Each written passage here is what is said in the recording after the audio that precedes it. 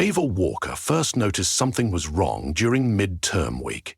Her nightmares had always been intense, but nothing out of the ordinary standard fare for a stressed college student juggling lab reports, papers, and grading rubrics.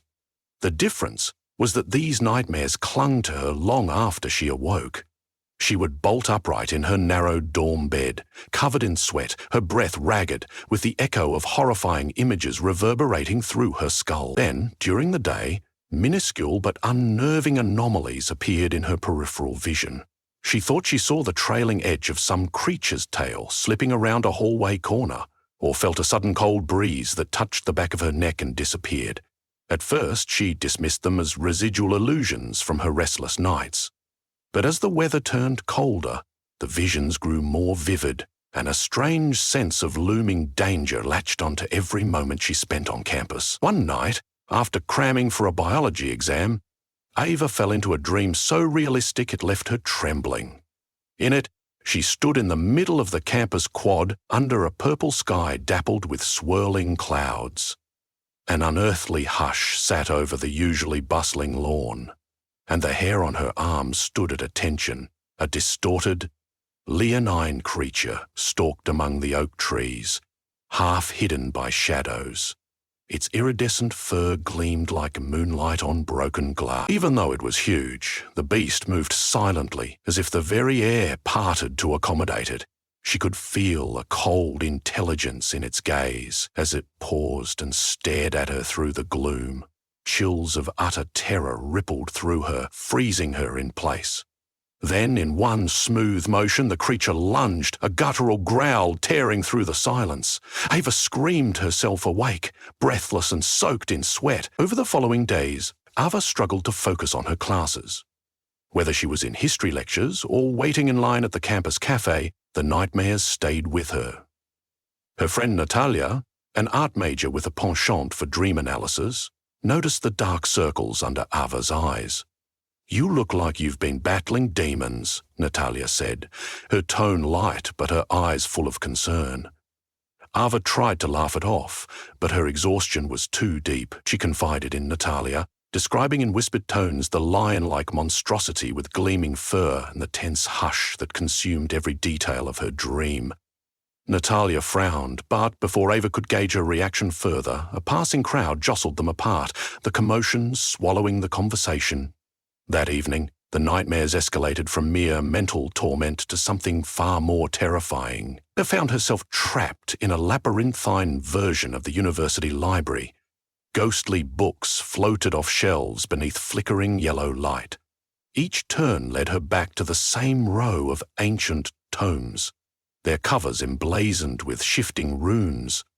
Below her feet, the floor seemed to ripple as though it were water, and from those ripples rose dozens of pale, spidery hands trying to grasp her ankles. Gasping for sanity, she ran blindly and ended up face to face with a beast whose shape was barely definable. It was more a twisting mosaic of nightmares than a single entity. Multifaceted eyes blinking on edges, mismatched jaws snapping in silent hunger. Its presence was so encompassing that Ava felt claustrophobic, even in the vast space of the dream. When she stumbled, tripped by one of the many ghostly hands, the beast lunged. With a silent scream, Ava jerked awake. She found fresh bruises circling her ankles and tears staining her cheeks. She wanted to believe the bruises were accidental, maybe from stumbling out of bed. But deep down, she knew they weren't. Ava's nightmares, now possessing a corporeal touch, began to seep into the campus's reality. Students reported fleeting sightings of bizarre creatures in the corners of lecture halls or scuttling across athletic fields at night. One sophomore swore he saw an enormous bird-like figure perched on top of the chemistry building, its feathers shimmering with lightning. Another claimed a demonic shadow was prowling the campus quadrangle. Each story was discounted as stress-induced hallucinations, urban legends sparked by midterm anxiety. Yet that did not stop rumors from spreading. A tense atmosphere seized the campus, as if an unspoken terror had settled into every crevice and corridor. Eventually, university administrators sent out a mass email addressing the unconfirmed reports of unusual activity and urging everyone to remain calm and focused on their studies. With dread mounting, Ava became convinced these episodes were more than group hysteria. She confided again in Natalia, who insisted they speak to Professor Liang, chair of comparative mythologies. In his cramped, book-filled office, Ava revealed every disturbing detail: the swirling sky, the monstrous chimera, the labyrinthine library, and the bruises around her ankles.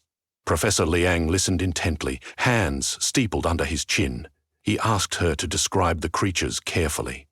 When Ava mentioned the leonine figure whose fur looked like splintered moonlight, the professor went pale. He rummaged through old leather-bound volumes until he found a passage referencing a Baalsk Felion, a predator hailing from the dream realm that fed on subconscious fears. According to his text, such creatures could only cross the boundary if summoned by a potent dreamer. But that was just the beginning, he warned.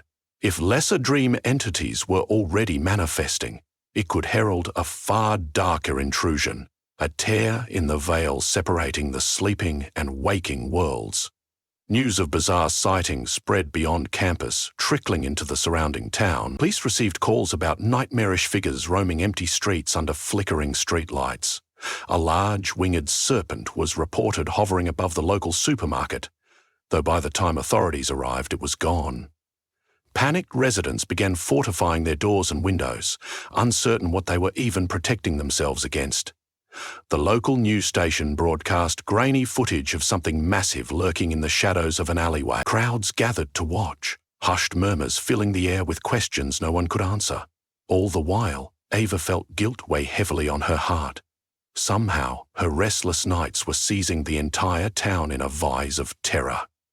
Late one night, searching for answers, Ava pored over a battered library volume that Professor Liang had let her borrow. The text, translated from an archaic language, told of dreamwalkers who had harnessed the ability to control their nightmare. They used symbols called seal marks, carved or painted onto surfaces to hold dream creatures at bay. But the warnings were numerous. Misuse of the symbols risked tearing open a larger breach. Ava's weary eyes stared at lines describing that once a dream entity was truly anchored in the human world, it would seek to expand its dominion, luring friends of its own kind. It was a contagion, spreading as far as the dreamer's mind could stretch. Fear, ironically, became the fuel. The more panicked people were, the stronger the nightmares would grow.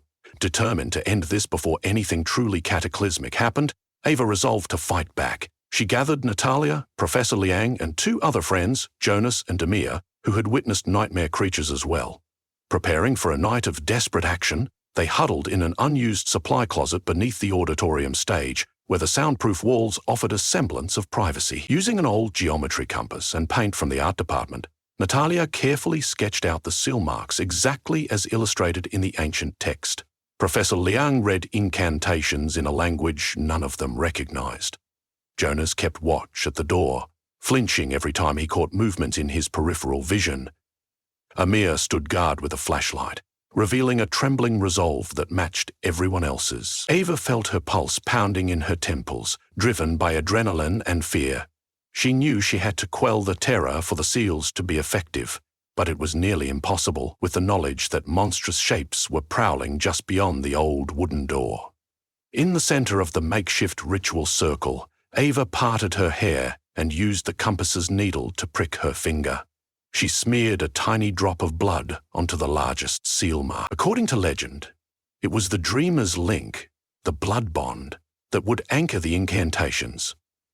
Everyone chanted quietly, voices wavering as they pronounced syllables that defied their tongues. The temperature in the room plummeted. A swirling gust of wind whipped up the dust on the floor, scattering paint droplets against the walls. Ava's breath fogged in the air, and a tremor of power coursed through the circle. Right outside the supply closet, echoing through the auditorium, came an otherworldly roar. The whole building shook. Lights flickered and then extinguished, plunging the group into near darkness, save for the faint glow of a single emergency lamp near the hallway. Someone screamed, though Ava wasn't sure who. She clenched her eyes shut and pushed deeper into the incantation, wrestling to maintain her concentration.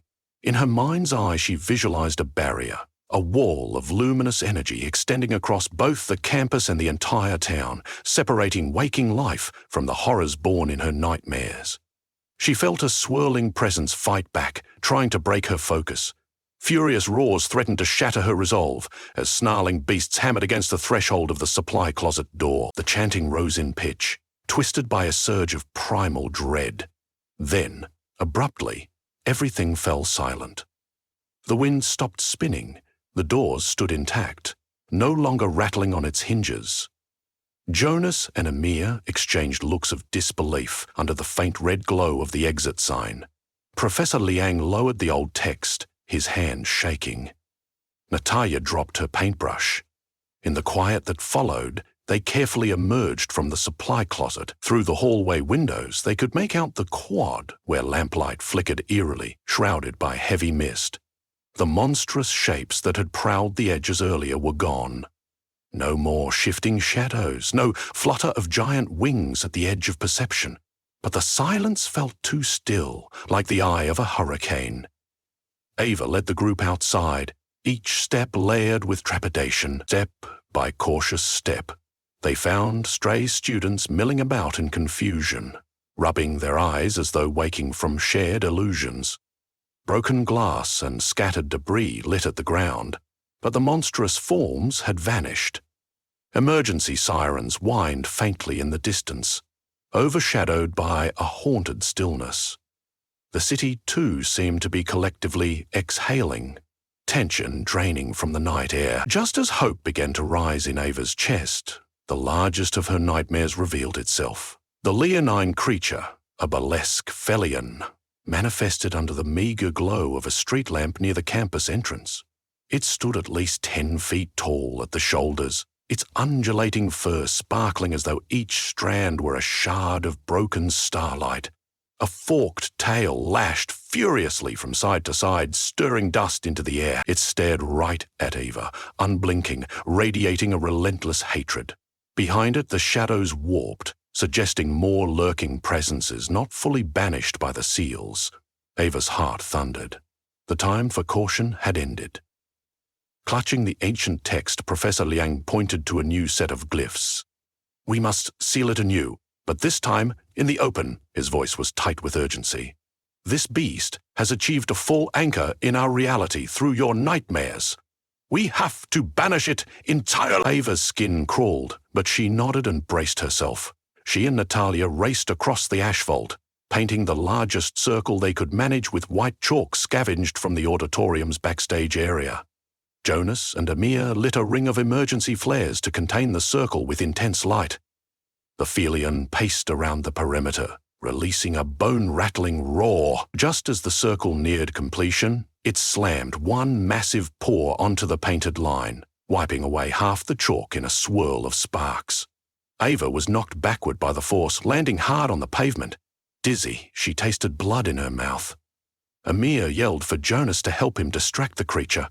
They charged forward with a long metal pole they'd found backstage, brandishing it like a spear. The Velian regarded them with a hiss-like growl and swatted the pole away. Jonas jumped back in time, but Amir stumbled, narrowly avoiding the creature's snapping maw. Natalia, terror shining in her eyes, scrambled to redraw the ruined line. Meanwhile, Professor Liang chanted frantically from the book, each phrase weaving an invisible net that glowed faintly whenever the creature advanced. Eva struggled to her feet, ignoring the throbbing pain in her side. She recalled the instructions. The dreamer must confront their nightmare head-on to remove its power. Her blood had sealed the first ritual, and now it was her courage that had to finish this. Summoning every ounce of resolve, she charged forward, heart hammering, and locked eyes with the Felion. Its features flickered with shadows of her greatest fears: failure, loneliness, the unknown. Memories flooded her mind, late-night anxieties, self-doubt, the quiet terror that she might never measure up. She felt her own insecurities mirrored in the creature's eyes. It thrived on them. But instead of surrendering, Ava steadied her breath. She reminded herself that she had friends fighting at her side, that she had chosen this path to protect everyone. She had come too far to yield now. Faintly glowing lines radiated from the chalk circle Natalia was rushing to complete. When the final mark was drawn, a ring of pale illumination erupted, encasing the Felion. It roared, lashing its tail furiously, but it could not break through the barrier. Jonas and Amia dragged themselves away from its reach, relief and exhaustion etched on their faces. Professor Liang's chanting took on a sharper intensity, and the protective ring brightened. Ava stepped closer, pressing her palm against the circle's outer edge. She locked eyes with the monstrous lion and whispered, "I am not afraid of you anymore." Immediately the circle's glow flared. The Felion attacked with renewed rage, but the light flared again, forcing it back. Ava felt waves of heat radiate against her skin, but stood firm. A whining, otherworldly shriek tore from the Felion's throat as it began to dissolve into jagged sparkles of luminescent dust. Brilliant arcs of energy leaped from the circle into the sky above, casting the campus in breathtaking shades of purple and silver. Ava shielded her eyes against the glow. Slowly, the swirling void that had once held the monster closed in on itself, like a dark wound healing. As the last echoes of the beast's roar faded, the circle's glow diminished.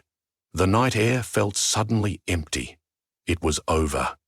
For several moments, no one moved. A hush settled over the battered campus. Sirens sounded in the distance as campus security vehicles and emergency responders pulled up, lights flashing, their drivers and onlookers stunned by the scene. Natalia, Jonas and Amia stumbled over to Ava, laughing and crying simultaneously, adrenaline and relief intermingling in every breath. Professor Liang carefully shut the old text, tears glistening in his eyes. Tears of triumph, perhaps, or maybe just sheer relief. A single street lamp flickered overhead, bathing them in a soft, warm glow, as though the city itself were heaving a worn-out sigh. Over the next few days, the town and campus slowly returned to normal. The nightmares seemed to fade like clouds receding after a storm. People struggled to remember exactly what had happened, as though some invisible force sanded down the edges of their memories. But while many forgot the details of the monsters, the resulting sense of unity remained. Professors gave extensions more freely. Students leaned on each other with renewed empathy, and there was a shared acknowledgement that they had weathered something extraordinary together. University administration cited unusually high stress levels as the cause of the disturbing incidents. Several buildings still bore the scars of the night's chaos, with cracks in walls and windows still splintered. But no one seemed inclined to challenge the official story too much. Perhaps some truths were easier to leave unexplored. In the final week of the semester, Ava found herself sleeping more peacefully than ever. When she did dream, the images were softer, fleeting touches of color and strange landscapes, but without that underlying dread. She still woke sometimes with half-formed memories of bizarre creatures, but they melted away in the morning light, leaving her oddly reassured rather than terrified. Despite the painful bruises and the lingering exhaustion, a sense of strength unfurled within her. She realized that if she could confront the darkest parts of her subconscious and send them back to their realm, then she could handle the daily undertow of college life. She felt hopeful for the first time in a long while. On her way to her last final exam, Ava paused to run a hand over a chunk of missing stone in a hallway wall. A reminder of a violent clash between dream and reality. She closed her eyes, recalling that unstoppable creature whose roar dominated her nightmare. Now, it was nothing more than a whisper on the wind. In banishing it, she had proven to herself that nightmares could be faced and conquered, either here in her waking life or in the hidden corridors of her mind. She continued on her way, navigating the bustling campus sidewalks. Her classmates hurried around her, lugging backpacks and coffee cups. There was laughter, conversation, and the vibrant pulse of possibility. Although residual shadows stretched across the pavement here and there, she noticed something else, a lightness in the air, as if the shared trauma had made everyone appreciate ordinary moments a bit more. In the distance, Natalia waved to her, a bright smile chasing away memories of that grueling battle. Ava waved back, taking a deep breath. For the first time in weeks, she felt awake, present, and unafraid. The storms of dream and nightmare had passed, leaving in their wake a hard-won peace. And in that peace, Ava discovered she had the strength to move forward into a future where even the darkest terrors could be redeemed by her own courage.